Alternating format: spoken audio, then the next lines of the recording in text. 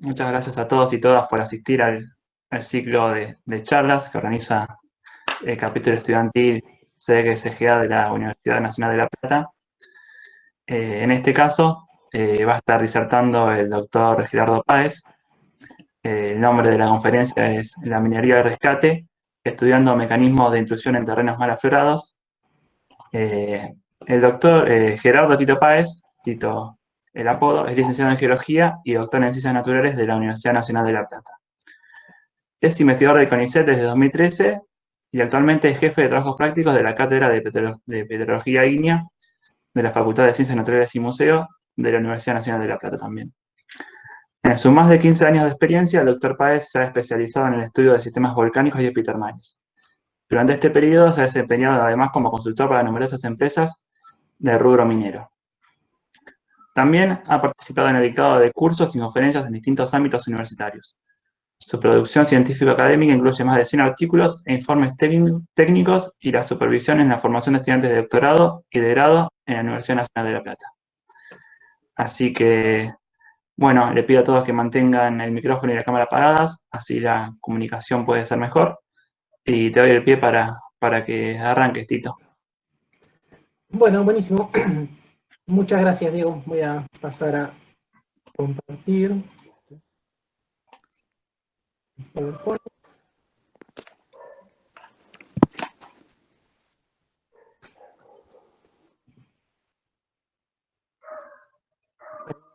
¿Se ve bien? Sí, ahí se ve, tenés que maximizarlo y ya podrías arrancar.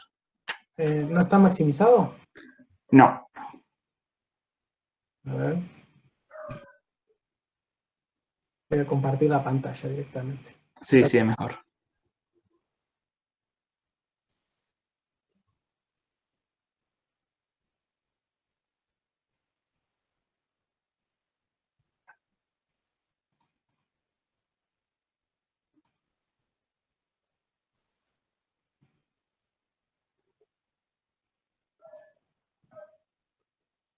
Ahí está, Tito. ¿Ahora sí? Ahora sí. Bien, perfecto. Bueno, muchísimas gracias a los chicos del capítulo estudiantil por la invitación a dar la charla. Como ya dijo Diego en la presentación, un poco de lo que les voy a estar charlando hoy es sobre la minería rescate, estudiando mecanismos de intrusión de cuerpos subvolcánicos en terrenos volcánicos mal aflorados, ¿bien? Y la idea es tratar de ver cómo la industria minera, a través de su información, sus labores, nos permite encarar estudios en lugares donde los afloramientos no son los ideales. Uno está acostumbrado por ahí, en la facultad suelen mostrar en los libros perfiles y reconstrucciones de cuerpos ígneos o desarrollar procesos de intrusión o procesos volcánicos en general a partir de afloramientos que solemos reconocer como de libro, ¿bien? Y muchas veces uno encuentra en situaciones donde los afloramientos son relativamente malos o muy malos y tiene que tratar de buscar una solución o desarrollar este tipo de estudios con fines o académicos o desde un punto de vista bien aplicado en la industria minera para resolver problemas sobre controles en la mineralización. Entonces ahí es donde el acceso a la información minera es fundamental, ¿bien? Entonces, bueno, antes de arrancar con la presentación, quería comentarles un poco que si bien yo hoy estoy presentando este trabajo para ustedes, en el cual vamos a revisar dos casos de estudio de cómo encarar este tipo de procesos, esto es el resultado de trabajo en equipo, ¿bien? Somos parte de un equipo bastante grande, de casi todos del CONICET, trabajamos en el Instituto de Recursos Minerales y también estamos como consultores en la empresa de G-Exploraciones, y somos un grupo bastante variado de investigadores y becarios que nos hemos desarrollado en el estudio de distintas partes de los sistemas mineralizados. Algunos especializados en alteraciones, otros especializados en controles estructurales. En mi caso particular, he orientado mi carrera de investigador y mi gusto por la investigación hacia los controles volcánicos y en los ambientes volcánicos a los que se asocian los sistemas hidrotermales, y también como grupo de investigación tenemos una formación activa de recursos humanos, en la cual tenemos varios becarios doctorales trabajando y en vías de formación. ¿Bien? Entonces, si bien hoy lo que voy a estar presentando yo, es en gran parte el resultado de trabajo en equipo. Entonces, bien, si los ambientes volcánicos con malos afloramientos entonces constituyen un verdadero desafío, como ustedes saben, si ya trabajan en ambientes como el macizo del Deseado o el desierto de Atacama, los afloramientos suelen ser bastante pobres. ¿Pero por qué es importante? Bien, justamente porque lugares como la faja paleocena en el norte de Chile y el macizo del Deseado en Patagonia tienen relevancia económica desde el punto de vista de los depósitos epitermales, los pórfidos, bien, y las mineralizaciones de oro, plata, cobre, y eso hace que entender este tipo de ambientes volcánicos sea muy importante a la hora de orientar la exploración y la producción de metales a partir de estos yacimientos ubicados en estas regiones, bien, ya que el vulcanismo, en particular la arquitectura de fases del vulcanismo, puede ejercer controles importantes sobre la distribución de las leyes de oro, plata, cobre en los sistemas epitermales, que es básicamente lo que nos hemos enfocado nosotros como tema de investigación, ¿bien? Entonces, la idea de la charla de hoy es contarles un poco cómo hemos trabajado o intentado resolver estos problemas con dos ejemplos puntuales. Un ejemplo de la faja paleocena en el norte de Chile, cerca de Antofagasta, y otro ejemplo en el macizo del Deseado, cerca de la localidad de Tres Cerros o Puerto Deseado, ahí viene en el sur. Entonces, antes de avanzar, y para los que por ahí no están acostumbrados o no conocen la geografía o el aspecto general de estas dos regiones, ¿a qué me refiero cuando digo de malos afloramientos? Bueno, afloramientos como estos, ¿bien? Estos son los afloramientos de los cuerpos ígneos que vamos a estar charlando en la presentación de hoy, y pueden ver que en líneas generales casi que ni merecen el nombre de afloramientos, son subafloramientos o afloramientos muy rastreros, donde es muy difícil obtener información de campo fiable, datos de rumbo, buzamiento, ¿bien? Es muy difícil sacar relaciones de facies, relaciones de si son tectónicas o las relaciones estratigráficas, una unidad arriba de la otra, porque los afloramientos son, como ustedes están viendo, malos a muy malos. Por ejemplo, los anteriores eran en el norte de Chile, estos son en el macizo del Deseado. Fíjense cómo hay apenas algunos asomos un poco más aflorados, pero en líneas generales casi todo el paisaje es de afloramientos rastreros. Y ahí es donde la presencia de un yacimiento minero, una mina o un proyecto avanzado de exploración, nos puede aportar cantidades de información y calidad de información muy valiosa a la hora de intentar resolver estos problemas, ¿bien? Ya sea por el acceso a open pits, labores subterráneas, trincheras, perforaciones, ya sea perforaciones de diamantina o perforaciones de aire reverso, y por supuesto toda la base de datos que generan los geólogos de las empresas, que pasa a ser, junto con los afloramientos y todas las labores que anteriormente mencioné, muy valiosos a la hora de entender o estudiar estos procesos volcánicos y subvolcánicos. Entonces, teniendo en cuenta esta información, vamos a ver cómo combinando todas estas herramientas que son los afloramientos de superficie, labores y datos de perforación, podemos intentar estudiar procesos de intrusión asociados a dos ejemplos de yacimientos en producción, o que estuvieron en producción algunos de ellos hasta hace poquito. El primero de ellos es la mina El Guanaco. Es un depósito de alta sulfuración ubicado en el desierto de Atacama, en la segunda región, a 180 más o menos kilómetros al sudeste de la ciudad de Antofagasta. Es un depósito epitermal de alta sulfuración que produce oro y cantidades menores de plata. También es rico en cobre en las partes más profundas, aunque estas no se explotan, y tiene un fuerte control estructural. El Guanaco es uno de los depósitos de oro más jóvenes formados durante la evolución de la faja metalogénica del Paleoceno, y tiene una edad más o menos de 45 millones de años la mineralización, ¿bien?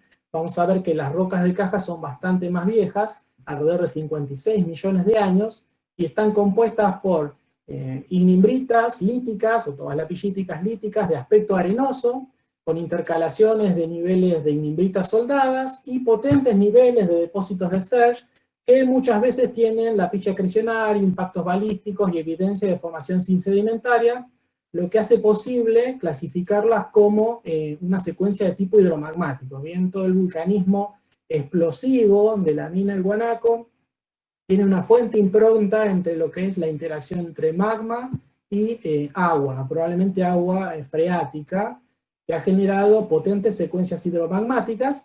Dentro de esta secuencia, que está muy bien estratificada, ahora vamos a ver algunas fotos, se puede identificar una serie de intrusivos de composiciones variadas que cortan a estas rocas piroclásticas. Tenemos criptodomos de composición dacítica, sills basálticos, que van a ser los que nos vamos a enfocar en la presentación de hoy, y también algunos pórfidos andesíticos, bien, muy localizados. Como les mencionaba, la mayoría de este vulcanismo tiene una edad aproximada de 56 millones de años. Entonces, ¿cuál es el problema o por qué nos llama la atención o por qué fuimos a estudiar o a trabajar la secuencia volcánica de la mina de Guanaco? Bueno, los geólogos de la mina identificaron un control subhorizontal en la distribución de las leyes de oro y de cobre principalmente, pero no tenían una buena explicación geológica de por qué tenían observaban este control subhorizontal en la distribución de las leyes, ¿bien? Entonces, esto desembocó una serie de trabajos de consultoría, que a lo largo del tiempo además fueron evolucionando en convenios de cooperación científica con la empresa operadora de yacimiento Australgold, que terminó, por suerte, en el desarrollo de 3 doctorados, estudiando 3 minas, 2 en Chile y 1 en Argentina, ¿bien? O sea que fue un proyecto muy fructífero en cuanto a la generación de información y recursos humanos.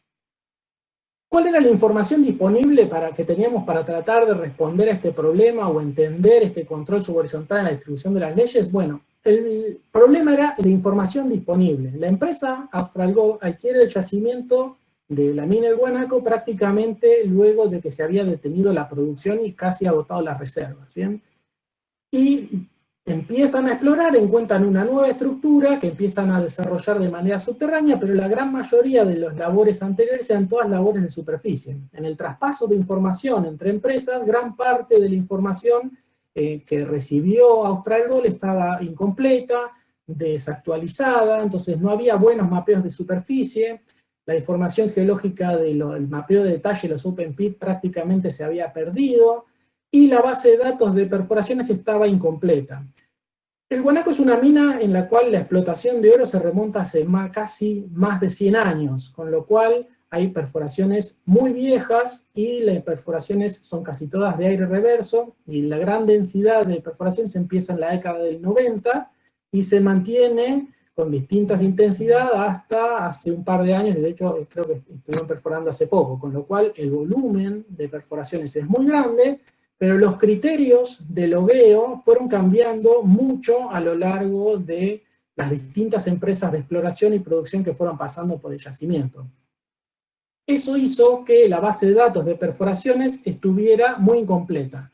En cuanto a la parte de mineralizaciones, en general estaba bastante bien, bastante completa, porque el criterio de logueo se había mantenido, pero la información litológica no era muy confiable porque había desde descripciones súper detalladas en algunas campañas de perforación a otras que simplemente separaban las litologías en base al color. Entonces, con este problema de disponibilidad de información que teníamos como para tratar de encarar este problema, empezamos a generar nuestra propia información. Para esto, hicimos un mapeo de superficie a escala 1 en 10.000 de un área de 15 por 15 kilómetros alrededor de la zona de operaciones de la mina. Luego se mapearon con escala de 1 en 500 los open pits de la mina. También esto fue todo acompañado de un proceso de muestreo, realización de cortes petrográficos, geoquímica de roca, dataciones. Se loguearon casi 800 pozos de RC históricos, algunos tan viejos como la década del 90. Luego se integró toda esta información en secciones geológicas a escala 1 en 3000, realizadas cada 50 metros dentro de lo que es la zona de operaciones de yacimiento. Y por último, integrando toda la información, se realizó un modelado tridimensional de la mineralización y las rocas de caja utilizando LeapFrog Geo. ¿bien?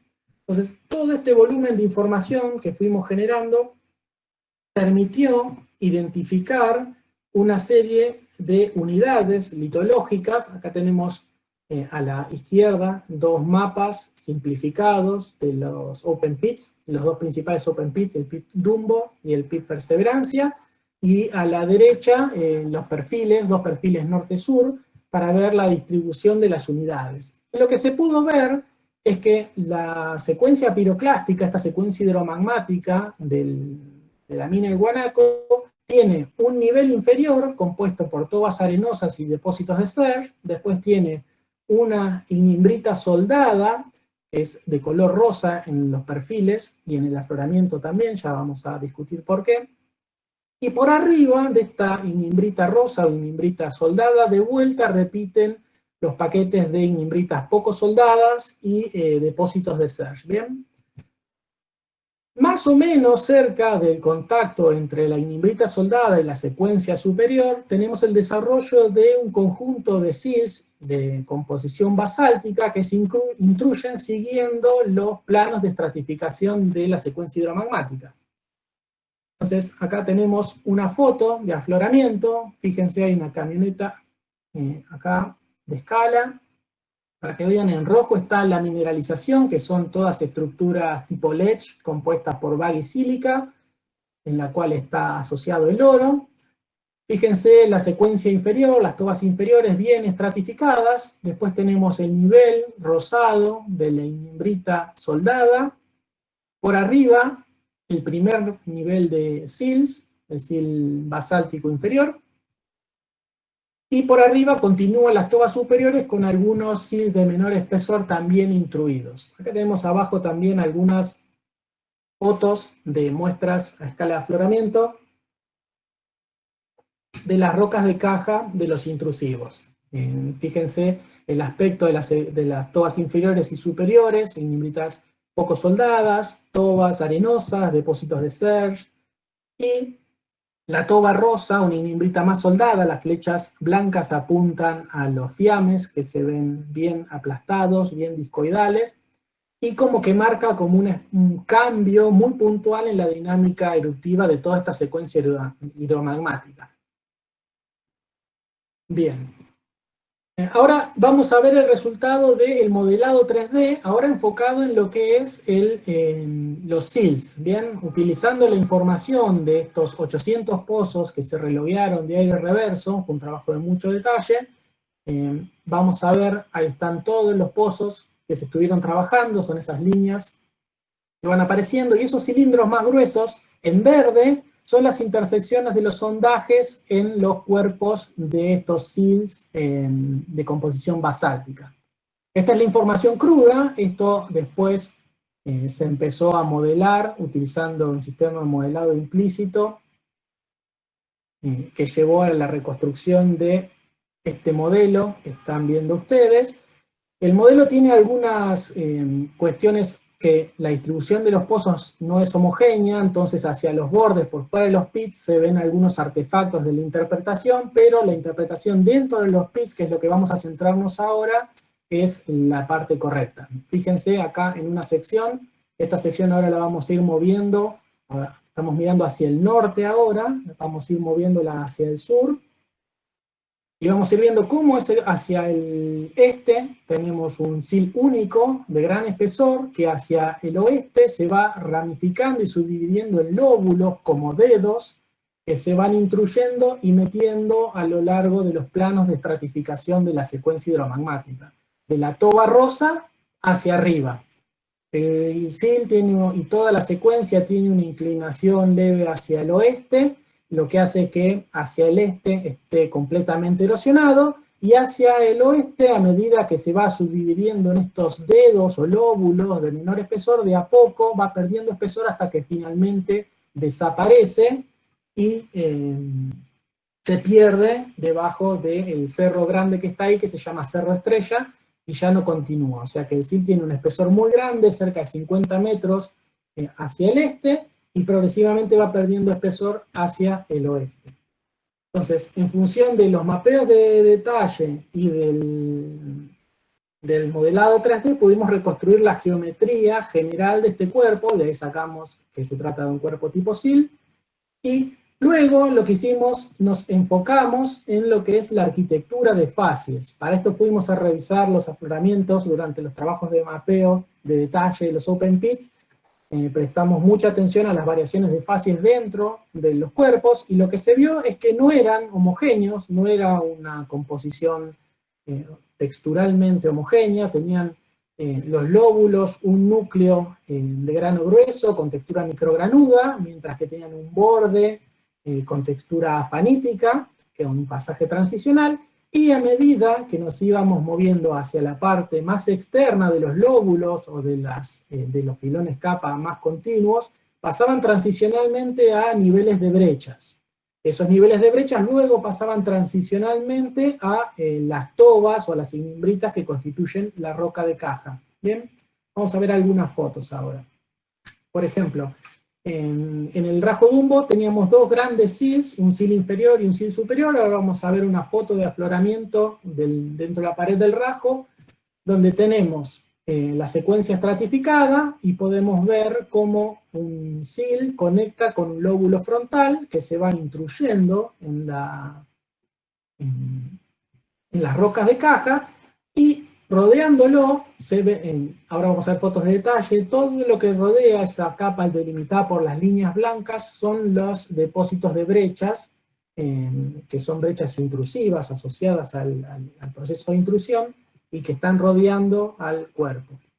Este cuerpo tiene una distribución simétrica de facies, fíjense, tiene una parte coherente central, que el núcleo es de grano grueso, en los bordes es de grano fino, luego pasa hacia arriba y hacia abajo a un envoltorio de brechas, y por último esas brechas pasan transicionalmente a lo que son las tobas o las inimbritas poco soldadas y los depósitos de Serge.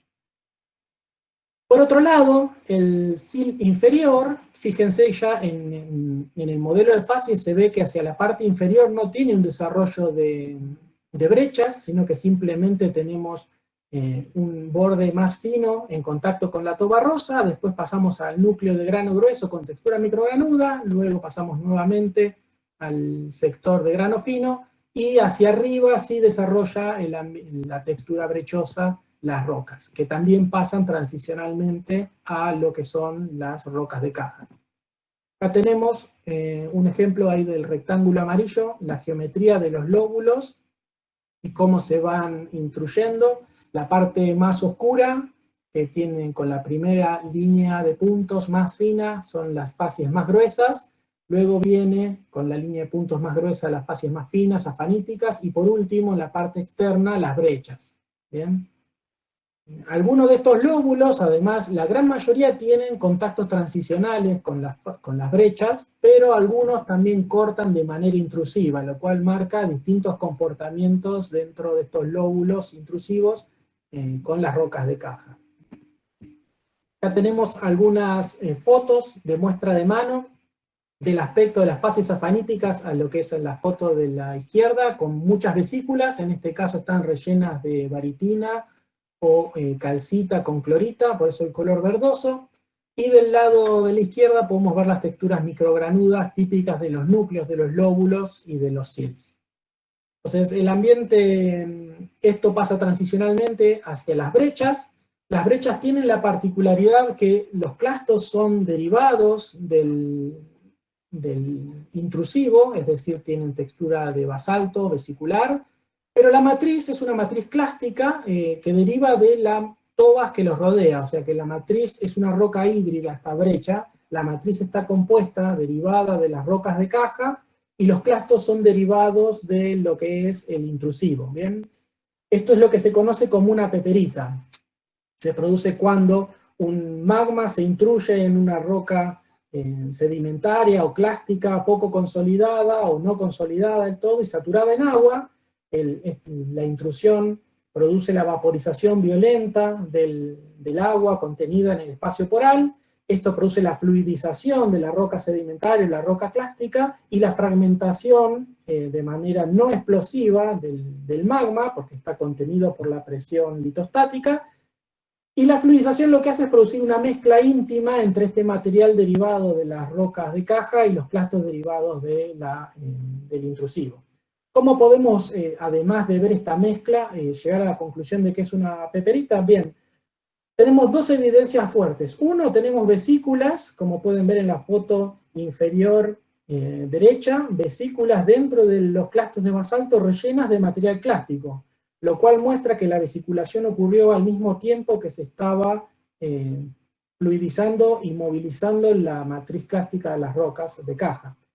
Y después podemos ver cómo muchos de los clastos tienen en la foto inferior izquierda, muchos de los clastos tienen una estructura muy delicada, donde podemos ver tabiques muy delicados, preservados, lo cual está marcando que el magma estaba parcialmente fundido, y si prestan atención también vamos a ver vesículas rellenas de material clástico también. Si nosotros hacemos un corte petrográfico de estas matrices, de cualquiera de estas brechas que vemos acá, podemos identificar que el material es exactamente el mismo que las rocas de caja, ¿bien? Y los clastos son composicionalmente idénticos a lo que es el intrusivo.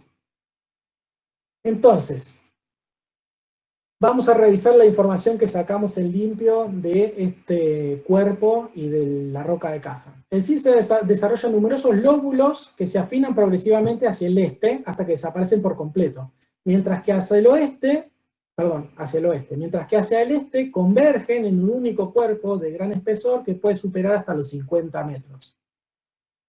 Por debajo del intrusivo se reconoce una ignimbrita soldada con una fuerte alteración argílica avanzada. Eso es lo que le da esa coloración rosada que se veía en los afloramientos. Tiene alunita y caolinita. Un tipo de alteración que está limitada exclusivamente a esta ignimbrita soldada o a las paredes de las estructuras tipo lech del sistema de alta sulfuración. O sea que lo que se observa acá es que tenemos el ascenso de las estructuras mineralizadas tipo lech con la salbanda de alteración argílica avanzada, y esa alteración argílica avanzada invade y se desparrama lateralmente en lo que es la ignimbrita soldada. En el Open Pit Dumbo se puede observar los mejores afloramientos de este sil, se reconocen varios lóbulos, pero en líneas generales se pueden reconocer dos cuerpos. Un sil inferior con una distribución asimétrica de las facies en contacto directo con esta ignimbrita soldada con alteración argílica avanzada, y un sil superior con una distribución simétrica de las facies de brecha, metida completamente en lo que son las tobas arenosas y los depósitos de Serge superiores. ¿Bien? Las facies coherentes presentan un pasaje transicional hacia las peperitas, y las peperitas a su vez presentan un pasaje transicional hacia lo que son las rocas de caja, aunque hay algunos lóbulos de facies coherentes que intruyen y cortan a las facies de brechas formadas por lóbulos anteriores, ¿bien? Lo que muestra que es un proceso un poco más complejo que simplemente entra el lóbulo y se genera el brechamiento de la roca de caja en los alrededores. Bien, la primera conclusión que podemos sacar es que la distribución de las facies es asimétrica en algunos de estos cuerpos, sobre todo en el sil inferior, y que eso podría estar respondiendo a diferencias en la naturaleza de las rocas de caja. ¿Por qué? Porque la idea de que tengamos peperitas como principal envoltorio de brechas nos está indicando de que las rocas de caja de la secuencia superior, esas tobas arenosas y depósitos de Serge, estaban saturadas en agua y poco consolidadas. Eso permite la generación de rocas brechosas tipo peperitas, mientras que la toba rosa se encuentra soldada ya al momento de la intrusión, lo cual hace que esté compacta, coherente, y no permite el desarrollo de este tipo de brechas. De esa manera se explica esa distribución asimétrica de las facies en el sil inferior. El sil aprovechó la secuencia piroclástica, la estratificación marcada de la secuencia piroclástica, para intruirse, y el conducto alimentador no pudo ser reconocido en el campo, pero estaría probablemente ubicado hacia el oeste, que es hacia donde convergen todos los cuerpos, los lóbulos y los sil para formar este cuerpo de 50 metros de potencia hacia el este. Bien. La presencia de contactos, tanto gradacionales como intrusivos en algunos de estos lóbulos, habla de que la intrusión probablemente haya sido compuesta, es decir, que se haya producido por el avance de múltiples lóbulos que iban avanzando por los planos de estratificación. A medida que un lóbulo avanzaba, se generaba el envoltorio de brechas, y después un lóbulo más joven intruía a los lóbulos, a los envoltorios de brechas de los lóbulos anteriores. Bien, lo cual hace pensar que la intrusión haya tenido un mecanismo por varios pulsos. Bien, entonces ahora que entendemos la geometría del cuerpo, la arquitectura de facies, podemos ubicar en el modelo tridimensional. Acá tenemos en verde, es un perfil del intrusivo en verde, y después tenemos la topografía en gris y todos esos pelotas de colores celeste, amarillo y rojo son las leyes de oro, tienen la referencia acá al costado. Fíjense cómo todas las leyes, o la gran mayoría de las leyes de oro, se encuentran distribuidas por debajo del intrusivo, por debajo del SIL. Entonces, la interpretación que hicimos sobre el porqué de esta distribución es que el SIL habría actuado como una especie de roca sello durante el ascenso del sistema hidrotermal, que ocurrió cerca de 10 millones de años después de la intrusión, o sea que es todo roca de caja, no tiene nada que ver este sistema de intrusivos con la mineralización. Y esta roca sello hizo que los fluidos se acumulen justo por debajo, permitiendo que se altere la unidad que estaba inmediatamente por debajo del SIL, que es esta inimbrita más soldada que denominamos inimbrita o toba rosa. ¿Bien? Entonces, fíjense cómo entender la geometría y entender la geología de la zona de los rajos permite generar este modelo que explica la distribución de las leyes en el yacimiento. Bien, el segundo ejemplo, que es un poquito más corto, que corresponde al caso de la mina Don Nicolás, en el macizo del Deseado, en la provincia de Santa Cruz. Es una mina que está localizada alrededor de 200 kilómetros al sur de la ciudad de Comodoro Rivadavia, produce oro y plata a partir de un sistema de vetas y vetillas de baja sulfuración. Es uno de los yacimientos epitermales más viejos del macizo del Deseado, con cerca de 168 millones de años, y la geología local está constituida principalmente por inimbritas soldadas, aunque hay algunas inimbritas de bajo grado que tienen algunos niveles de surge intercalados. Todo esto es cubierto por un complejo de domos riodacíticos bastante extenso, que luego es cortado por diques andesíticos y riolíticos. Dentro de este complejo de domos, algunos de los cuerpos se intruyen dentro de la secuencia piroclástica, y estos son los que vamos a estar revisando en esta charla. ¿Bien? Estos cuerpos intrusivos aprovechan los sectores menos soldados y más estratificados, representados por depósitos de surge nuevamente, y se intruyen ahí. Estos surge también tienen una abundante madera carbonizada, la pilla acrecionario, impactos balísticos, lo cual también sugiere un origen hidromagmático, por lo menos para parte de la secuencia volcánica. Bien, el problema acá era mucho más sencillo de encarar. Este trabajo o el estudio de este cuerpo surgió mientras revisábamos los afloramientos de uno de estos domos en uno de los rajos con Facundo, uno de los organizadores de la charla, que hace su tesis doctoral en la mina, estudiando el rajo Armadillo estábamos, y encontramos que esta riodacita, que se pensaba que era un cuerpo extrusivo, justo en esa zona del rajo formaba un criptodomo, es decir, un domo intrusivo, y que se intruía en esta secuencia hidromagmática, que también tiene algunos niveles de retrabajamiento, con lo cual en línea general se lo conoce como volcán sedimentario en el sentido más amplio de la palabra. ¿Bien? Así que bueno, como era algo novedoso que fuese un cuerpo intrusivo, lo que hicimos fue estudiar la arquitectura de facies. Y acá, fíjense la diferencia. La empresa que opera el yacimiento siempre mantuvo la misma que realizó la exploración. Entonces tenemos un volumen de información muchísimo más completa, que no se perdió en el paso de manos entre empresas o a lo largo de mucho tiempo de producción del yacimiento. Entonces acá contábamos con mapeo de superficie completos, buenos mapeos de detalle de los open pit, una base de datos de perforaciones de buena calidad, a la que solo le faltaba el detalle de las fases internas del criptodomo, que era lo que queríamos ver nosotros, ¿bien? Esto hizo que, a diferencia del trabajo de Mina el Guanaco, que llevó varios años de desarrollo, pudiéramos hacer la caracterización de las fases de este intrusivo en 15 días de trabajos de campo, que consistieron en chequear los afloramientos clave de estos cuerpos en el campo, un remapeo, 1 en 500 de parte del Open Pit, orientado exclusivamente a las fases, porque los mapeos ya estaban completos. Se revisó una selección de pozos, únicamente 10 perforaciones que se seleccionaron específicamente para resolver el problema, y luego, integrando la información de la empresa más la información que generamos nosotros, se construyeron modelos 3D, también utilizando el LibProGeo, tanto de la mineralización como de la roca de caja. Así que acá tenemos el mapa del rajo.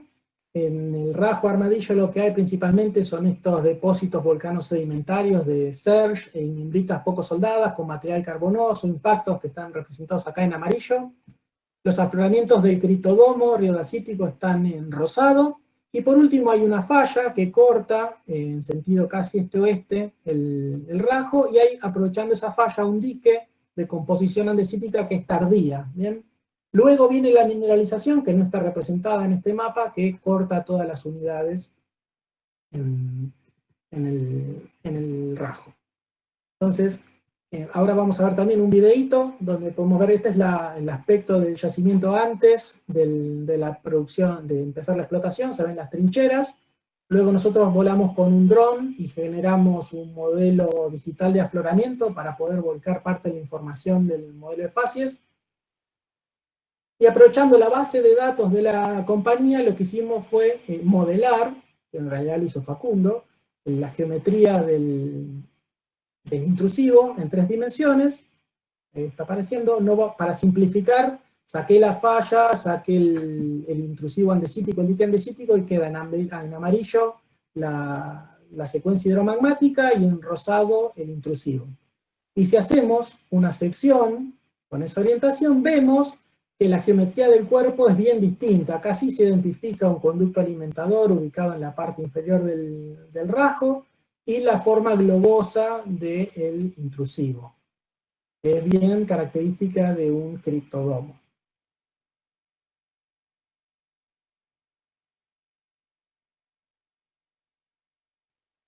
Entonces, una vez que reconstruimos la geometría del cuerpo ígneo, ya estábamos seguros de que era un cuerpo intrusivo de tipo globoso, subvolcánico, pasamos a caracterizar las distintas fases y la distribución en el espacio.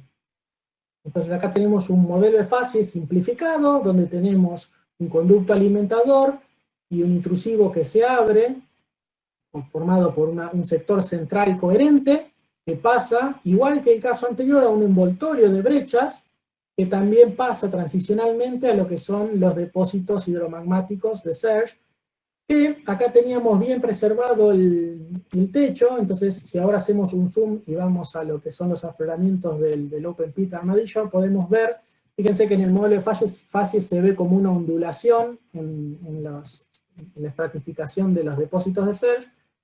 Ahí está también. Esto es producto de, a medida que el cuerpo ígneo se va intruyendo, produce el domamiento y la deformación de las capas que están por arriba. Y acá podemos ver la falla, está este-oeste que se ve en el mapa, la andesita, el dique de andesitas hacia el norte, en este caso hacia la derecha, y las brechas, en este caso, únicamente aflorando en esta foto.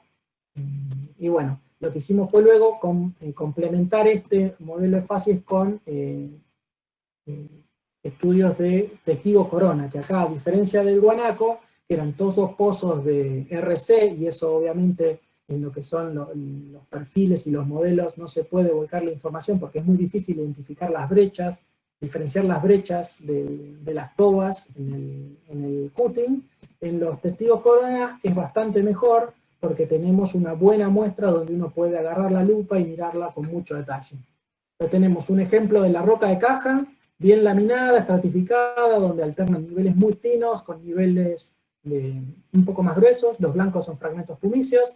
Acá se ve una estructura de impacto con deformación plástica, la presencia de algunos lapillos acrecionarios, y en la izquierda podemos ver lo que son las fases coherentes de las lavas, son lavas riodacíticas bien bandeadas y porfíricas con frenos de plagioclasa, y muy vítreas, a diferencia del basalto del ejemplo anterior, esta está muy desvitrificada. Cuando uno hace cortes delgados cuesta identificar la pasta original de la roca, porque además de la alteración hidrotermal, está completamente desvitrificada, con lo cual originalmente era una roca muy vítrea. Cuando pasamos a lo que son las facies de brechas, a diferencia del ejemplo anterior, donde únicamente teníamos peperitas, que las podíamos separar en dos grandes grupos de acuerdo a la proporción de clastos y matriz, también eso se ve acá. Por ejemplo, en la foto de arriba a la derecha tenemos las peperitas compactas, donde hay escaso desarrollo de matriz y mucho clasto, mientras que en la inferior podemos ver poco clasto y mucha matriz derivada de la roca de caja. ¿Cómo sabemos que es de la roca de caja? Bueno, si prestan atención en el círculo de color naranja, podemos ver esos pedacitos negros, clastitos negros, son material vegetal carbonizado. Eso es típico de los depósitos de surf que están rodeando, que son la roca de caja del intrusivo, y cuando uno los mira con la lupa se ve la estructura de la madera, y cuando uno hace un corte delgado, además de ver el material clástico, también identifica estos material carbonoso que está incorporado en la matriz y que viene dentro de la roca de caja. Acá también podemos ver que muchos de los clastos tienen un aspecto fluidal con bordes aserrados, lo cual también está indicando que el magma estaba parcialmente fundido al momento de producirse el brechamiento de la parte más externa del anillo de brechas. Y la otra foto que nos queda, que es la del lado izquierdo, es lo que, si se fijan, el aspecto de la brecha es completamente distinto. Son todos clastos angulosos, con una estructura en rompecabezas, donde la matriz no es clástica y derivada de la roca de caja, sino que es polvo de roca derivado de la fragmentación de la misma lava, ¿bien?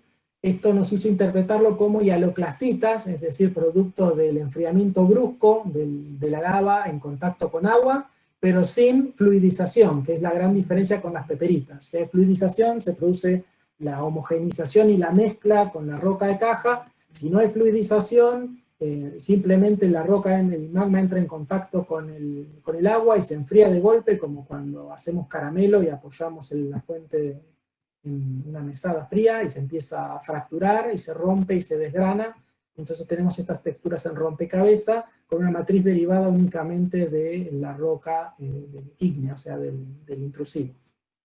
Entonces, bien, los mecanismos de intrusión acá, si revisamos la información con la que contamos, podemos ver que el intrusivo, a diferencia del caso anterior, tiene una geometría de criptodomo, con un conducto ubicado en profundidad. Esta vez se pudo identificar gracias al modelado 3D y a la información proveniente de sondajes. El espesor máximo del cuerpo supera los 150 metros, el criptodomo tiene una estructura sencilla, concéntrica y transicional de las distintas fases, lo cual hace pensar que el mecanismo de intrusión fue bastante sencillo, y el anillo de brechas tiene una parte interna compuesta por hialoclastitas intrusivas, mientras que las partes externas están representadas por un buen desarrollo de peperitas. El contenido de matriz de las peperitas va aumentando progresivamente hacia afuera. Entonces, la conclusión es que el intrusivo, el alimentador del intrusivo está más o menos ubicado en la parte central del open pit. Se intruyó aprovechando la estratificación de este paquete de rocas estratificadas tipo Serge, que también, al igual que en el ejemplo anterior, estaban poco consolidadas y saturadas en agua, y eso facilitó la formación de las peperitas en la parte externa del anillo de brechas, mientras que la parte interna del cuerpo, al ser un cuerpo mucho más grande, probablemente no tuvo el espacio o la capacidad de vaporizar de manera violenta el agua poral, y simplemente lo que ocurrió fue quenching, es decir, se congeló el magma y fragmentó in situ, formando hialoclastitas intrusivas, ¿bien? El término intrusivo es para diferenciar de las hialoclastitas que se forman en ambientes subacuos, típicos de lagos o de mares, donde se produce en la superficie, ¿bien? Este es un proceso que está confinado a los bordes de un cuerpo intrusivo. Bien, entonces, la estructura relativamente simple y concéntrica del criptodomo, sumado a los contactos gradacionales, hacen más el hecho de que las capas hacia el techo estén plegadas y deformadas, hacen pensar de que el cuerpo se instruyó en un único pulso, más o menos continuo, que produjo que se inyecte magma y el cuerpo se infle de manera progresiva, y de esa manera se vayan desarrollando este sistema o este conjunto de fases concéntricas que envuelven al cuerpo, ¿bien? Este cuerpo es bien premineralización y no tuvo grandes impactos en lo que es el desarrollo de la mineralización, pero bueno, es interesante poder reconstruir la geometría de estos cuerpos, y esto apoya y aporta a entender la evolución geológica de las rocas de caja y del yacimiento, ¿bien? Entonces, y para ir cerrando, algunos pensamientos finales, bien, sobre que en estos casos, donde tenemos regiones donde se producen metales que en realidad tienen afloramientos malos, es importante tratar de entender los mecanismos que dan origen al vulcanismo o que controlan la distribución de las fases, ya que muchas veces estos procesos tienen fuerte impacto y fuerte control sobre la distribución de las leyes. A veces sí, a veces no, pero hasta que uno no encara el estudio de estos problemas, de entender el ambiente volcánico al que se asocia la mineralización, uno no puede estar seguro de qué va a encontrar, ¿bien? O sea, eso hace que valga la pena. O porque encontremos controles, o porque nos ayude a entender directamente cómo es el vulcanismo, y si nosotros asociamos distinto estilo volcánico a nuestro depósito mineral, eso también puede ser en sí mismo una guía de exploración. Entonces, si nosotros tenemos afloramientos malos, asociados además a nuestro yacimiento, la presencia de labores, perforaciones y formación minera de calidad hace que sea mucho más fácil estudiar esto que simplemente si yo voy a cualquier lugar, afloramiento, por ejemplo, el macizo del Deseado, y trato de reconstruir estos procesos, es mucho más difícil que contando con esta información minera. Y después, algo interesante que me gusta resaltar de la colaboración entre empresas y científicos, es que siempre resulta en mutuo beneficio para las partes, ya que siempre se hacen descubrimientos, se generan herramientas de exploración, se forman recursos humanos, tanto becarios doctorales como geólogos de la empresa se benefician con la interacción con entre empresa y academia, se logra entender el funcionamiento general de estos ambientes volcano-hidrotermales para las provincias geológicas donde se encuentran, y esto en general tiene un muy bajo costo, ¿bien? Y entonces es una relación que tiene mucha sinergia y que vale la pena explorar a la hora de estudiar estos ambientes mineralizados. Así que bueno, eso es básicamente lo que tenía para contarles. Espero les haya gustado. Se aceptan preguntas. Muchas gracias, Tito. Muy buena la charla. Gracias. Yo ya la conocía, pero ahora la entendí más. Porque la había escuchado en inglés aquella vez. Así que bueno, el que tenga alguna pregunta la puede escribir en el chat, o si quiere puede abrir el micrófono y charlar con Tito directamente, no hay drama.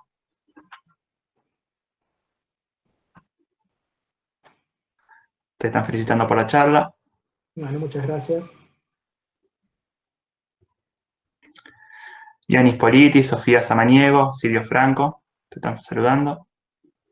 Silvio, ahí está Silvio, mira. Gracias a todos.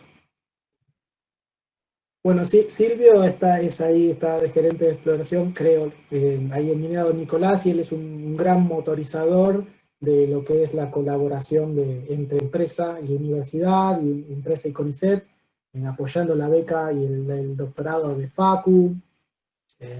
Y bueno, gracias a la energía que le ponen en las empresas, podemos además también financiar, que muchas veces desde la realidad argentina conseguir financiamiento para hacer ciencia también es complicado. Entonces con esto también es una forma de generar conocimiento y generar publicaciones. Sí, eso que dijiste de la relación entre las empresas y la parte académica está muy buena, porque claramente cuando una cobra en una beca doctoral, por ejemplo, en mi caso hubiese sido imposible financiar campañas. Bueno, mi zona de tesis Casposo o la de Facu a mi grado Nicolás, Tal a veces cual. no hay plata. o para hacer sus investigaciones, ¿no? Entonces, Sí. es una simbiosis que está muy buena y está bueno aclararlo. Bueno, ahí te siguen saludando. Geraldine ahí de Bahía, Federico Bey, Julián Adel, Paloma Esprela, Manu Benítez. Muchas gracias. ¿Alguna pregunta geológica? Facu de Martínez no tiene ninguna pregunta geológica, qué raro. Ya sabe todo entonces. Ahí dice, Dante Cusi. Hola Tito, ¿sabés si la geofísica reflejó algo del criptodomo? La verdad que no vi la geofísica, es más, no sé, no la vi la geofísica, así que no te puedo responder a la pregunta. Está bien. Capaz que Facu estuvo trabajando, yo sé que estuvo trabajando ahora con la geofísica, capaz que él pudo ver algo, pero... No, Facu está grabando, me parece que no puede. Ok. Corta la grabación si se mete. Ahí dice Silvio Franco. Sí, es el dique andesítico el que genera contraste. Claro. El tema es que tenés el dique ese, como dice Silvio, probablemente veas más el dique que es andesítico, que el domo que es riodacítico y está metido en esas tobas arenosas que también son medio ácidas, y con lo cual probablemente no veas mucho contraste ahí, pero sí con el dique, como dice Silvio. Bien. Bueno, yo te hago una pregunta. Dale. ¿Viste mucha diferencia entre la geología de Don Nicolás y la de Mina Marta, más allá de que están un poquito más separados? ¿Viste? Mina Marta es más de intermedia y capaz si había algún control más geológico que vos hayas podido ver o te La acordás. geología es bastante distinta. Tampoco soy un experto en la geología de Don Nicolás, fuimos ahí 15 días con Facu y estuvimos como muy metidos en la zona de los Rajos, pero se ve mucho más de lo que en el macizo del Deseado se llama la Matilde, y que es una mezcla entre depósitos retrabajados, tufitas y depósitos de serge. Eso hay muchísimo más que lo que había en Minamarta, y también hay mucho más domo dando vuelta. Minamarta es un ambiente de mucha inimbrita muy potente, muy soldada en general. Hay unos niveles de serge, pero en general no pasan de 1 metro de espesor. Hay algo de tufitas, pero se nota que, por lo menos en esa parte del macizo del Deseado del este, en la zona de Don Nicolás, hay como mucho más retrabajamiento del vulcanismo que en el oeste, en la zona de Minamarta. Pero es algo que me gustaría seguir explorando, porque en definitiva yo conozco un poquito ahí de Don Nicolás, pero no salía a recorrer grandes. Claro, solo fuiste a la campaña. Está bien, gracias. Voy a fijarme si hay preguntas por YouTube. Dale.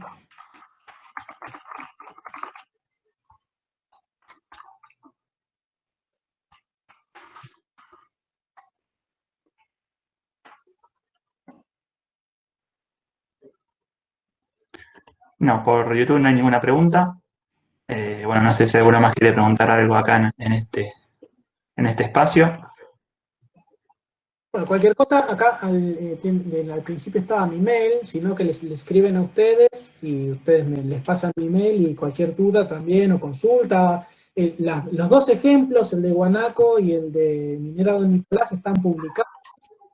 Uno en el South American Earth Science y el otro en el canal de Thermal Research. Entonces, si quieren ver más detalle la información o los modelos de fases o más fotos de los distintos tipos de brechas, o por ahí leer un poco más de los procesos, que yo los pasé medio por arriba, me escriben y yo les paso las publicaciones y no hay ningún problema también. Bien, sí, respecto a eso que dijiste, ahora vamos a colgar entonces en el chat, vamos a colgar tu mail y también el del capítulo para que se quiera comunicar con nosotros, y vamos a colgar después el link de la charla por nuestro canal de YouTube. Perfecto. Así que de nuevo, Tito, muchas gracias por la charla, estuvo muy buena. Y bueno, seguiremos charlando porque ya somos compañeros de trabajo, así que... Así que bueno, muchas gracias a todos por sumarse y bueno, seguimos en contacto. Bueno, gracias, Buenísimo. Tito.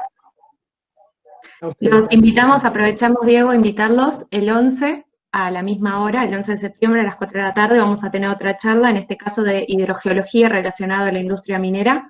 Así que bueno, estén atentos a todas nuestras redes, vamos a subir los links y toda la información. Así que, bueno, nada, de vuelta, gracias Tito. Estuvo muy buena tu charla, muy interesante. Gracias. Tito, no te vayas. Cayó una pregunta de YouTube. Perdón. Estamos con delay, perdón. Pregunta de YouTube, disculpa. ¿Encontraste la alteración orgítica avanzada? No sé, bueno, encontraste la alteración orgítica avanzada, punto. ¿Se ven más alteraciones además de esta? Saludos desde México. Sí, las alteraciones ahí en el distrito minero del Guanaco son súper complejas. Está la tesis que hizo Matías Galina. Yo creo que eso debe estar público, pero si quiere que me escriba un mail y yo se la mando, ahí está, hay también cosas de alteraciones, ahí está mucho más detallado, es una de las tesis que surgió de esta interacción entre las empresas, puntualmente ahí en Minera del Guanaco, la hizo Matías Galina. Él estudió todo el sistema hidrotermal, las alteraciones, los pulsos de la mineralización, la mineralogía, que es espectacular, el yacimiento, y bueno, toda la génesis. Yo puntualmente me enfoqué más en lo que es el vulcanismo, pero sí tiene unas alteraciones recopadas, es un ejemplo espectacular el Guanaco. Buenísimo. Desde México, que alcance. Muchas gracias de México y Perú que nos estaban viendo. Sí. Así que bueno, ahora vamos a colocar en el chat el mail de Tito, como dije anteriormente, el del capítulo estudiantil y el link del canal de YouTube para los que quieran ver la charla. Por si tuvieran algún problema de conexión, la pueden ver más tranquilos. Así que, bueno, eso es todo, Tito. Nuevamente, muchas gracias. Bien, me desconecto entonces. Dale. Chau, chau.